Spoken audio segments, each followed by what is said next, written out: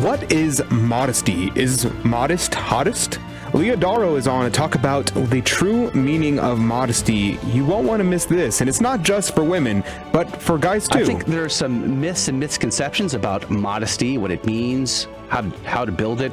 But I'm a traditional Catholic. I go to a traditional mass, traditional community, and I'm always surprised, even in my traditional community, to see dress codes that they're not sort of in keeping with what one would think about a traditional community. So I bring this up to point out that this is kind of an issue across the board, across the spectrums.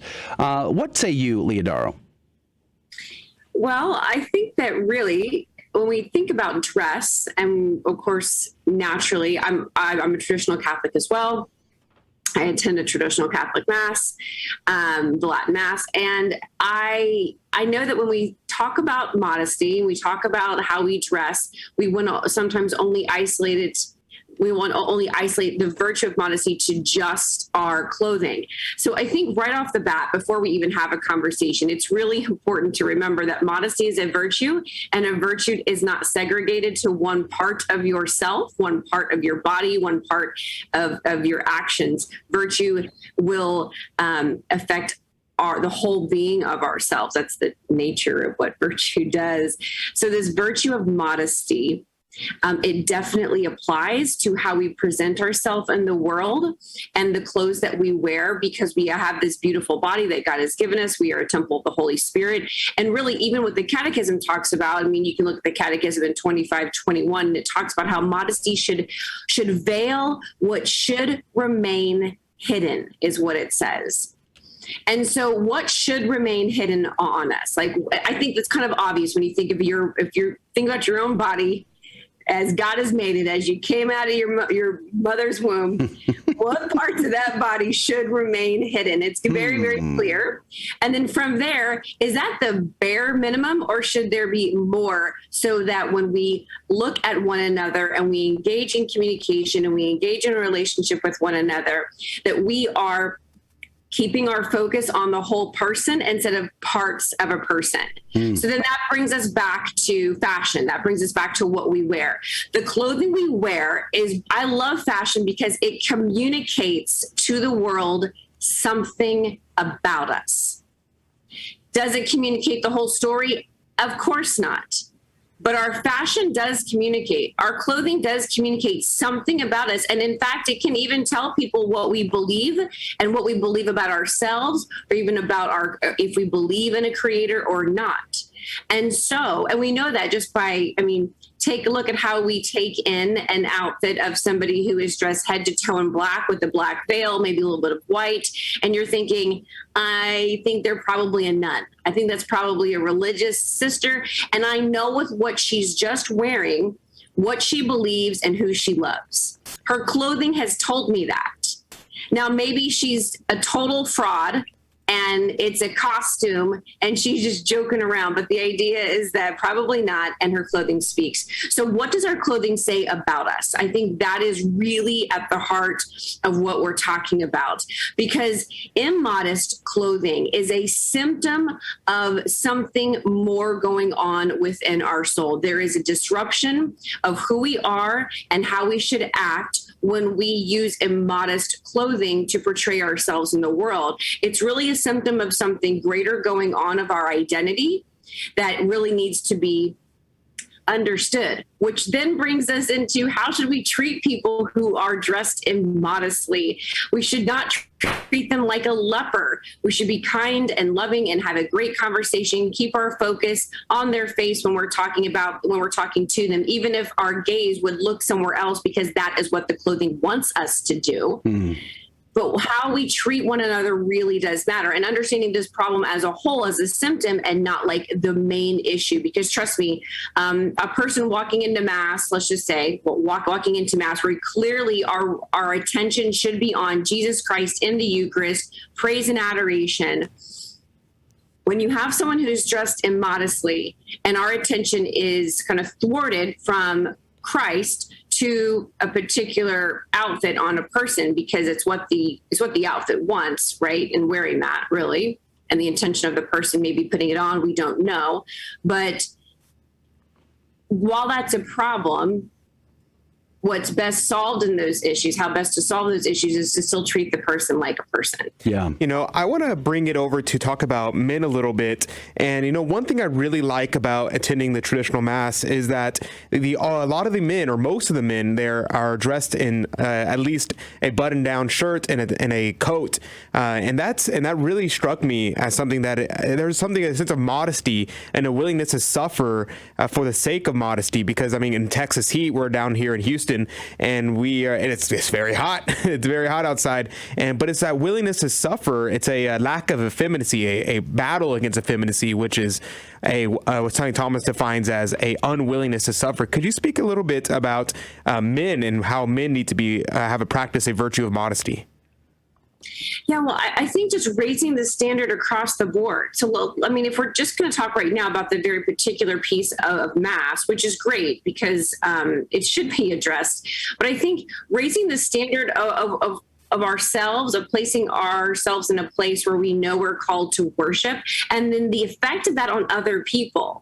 You know, I think that this is not just, and although it's talked often about modesty with fashion with just women, it's not. However, there are stark differences of why we do have conversations more with women when it comes to fashion. That makes perfect sense. And that's logical that we would have more to say about that because of how God has made our bodies, which are very different than men's bodies. There's men and there's women. There's nothing in between. And so I think that how we dress should help raise the bar for our counterparts as well. So when you see men walking into Mass and they're wearing a suit, and I totally understand what you're talking about with the heat, but that's a small price to pay for worshiping Jesus Christ in the Eucharist at a place where we are called to be, to show reverence, to show respect, so that the world knows I am going someplace important and I'm going to see someone important in my life. And so therefore I will dress according to the situation. And when we show up to Mass and we really are not prepared in our mind, body, spirit, and even our dress, it's a reflection of something deeper that we really need to call upon compassion and mercy to help us understand ourselves and others. Leah Darrow is our guest. Her website, by the way, is leahdarrow.com. And we're talking about building a culture of modesty. I want to turn to sort of the pop culture, the pressures of society upon young people, and what parents can do to protect and to educate and to raise their kids to be thinking along modest terms. How would you address that? Well, just point out the different situations that every day in life, you know, I mean, my kids, when they are going down, we live on a farm, and when they're going to go down to the creek and play, they wear certain clothes to go and play. They don't wear their church dresses to go out into the creek and play. So then I just make it a time for an example of a teaching. So I'm like, okay, so what would be appropriate to wear to the creek? What would be appropriate to wear to church? What would be appropriate if we're going to a wedding? What would be appropriate if we're going to the beach? And so they see that there's distinctions between that. And then, of course, we're also talking about our speech. So modesty is not just clothing, modesty in our speech as well. So this culture of modesty is something that we take in about our whole person. So I talk to the kids about like, what's an appropriate way to talk when we are just goofing off and being silly? What's appropriate talk when we're at the dinner table? And they understand or what's an appropriate conversation in church. You know, I mean, I have a lot of little tiny kids. My oldest just turned 8. My youngest is 4 months old. And so there's just a lot of conversations that I'm having at Mass right now with, Mom, what's going on? Mom, I have to go to the bathroom. Mom, I'm hungry. Are we going to have breakfast after this? So there's a lot of different things, but I try to talk about, okay, we are at church, so let's keep our conversation about Jesus. What can I help you to know about Jesus right now? So again, the modesty of speech, being able to capture those thoughts and capture our words to know what's appropriate in different behaviors. And that will help them later on have modesty of their own thoughts and their mind when they have full control and full reason about themselves. Well, we have about 3 minutes left in our conversation.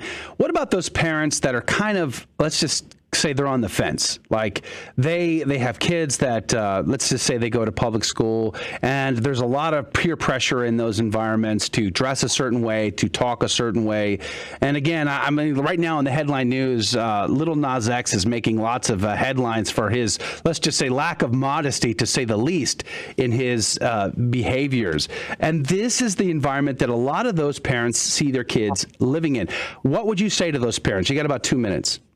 Yeah. Well, one, check your environment. You're a parent and you do have still some control of your environment. I know that different child's ages, this is going to vary. I don't disagree with the difficulty within that, but check your environment and make sure that you have some control over what's going on and the environment around your kids, the environment not just in your home, but where your kids go outside the home, and be very cognizant of that. And two, when it comes down to it, speak truth to yourself, hold yourself accountable. As an adult, as a parent, what are you listening to? What are you watching on TV? What type of influences are you giving yourself so that you can properly influence and parent your children? We must take control over our minds and our thoughts and the influence we have in this social world, and to be able to block out things that are not going to bring us to heaven. And then third, remind yourself, remind your child, even at the dinner table, of the end goal. What is the goal here? What is the point of this life? Where are we going? What's the destination? If our destination is heaven, if it is to be with Christ forever, then if we're not spending time with Christ in our day-to-day life, heaven's going to be a rough road for us. So I begin to remind ourselves of really what is the end goal of this entire life. I think a lot of parents probably feel a little bit intimidated by that peer pressure their kids are under, and I guess we have to encourage them. Be confident, be bold, and get involved in your kid's life. Right. And that begins with the parents. Like, I encourage you, if you're not in a place of being bold in your faith, then take the journey and take your family with you. Yes, there's going to be kickback, but it is worth it. It is worth every single kick and screaming that you can possibly do to be back on the road with Jesus Christ. Get yourself to confession, go every single week, take yourself to adoration, get yourself in front of the sacrament, and be Catholic. Amen. What else is there? What else is there? Praise be to God. Leah Darrow has been our guest. If you like that interview, then be sure to check out some of our other interviews that you might find fascinating. And don't forget to like and subscribe and share this interview with someone that you think will find this informative and inspiring. God love you.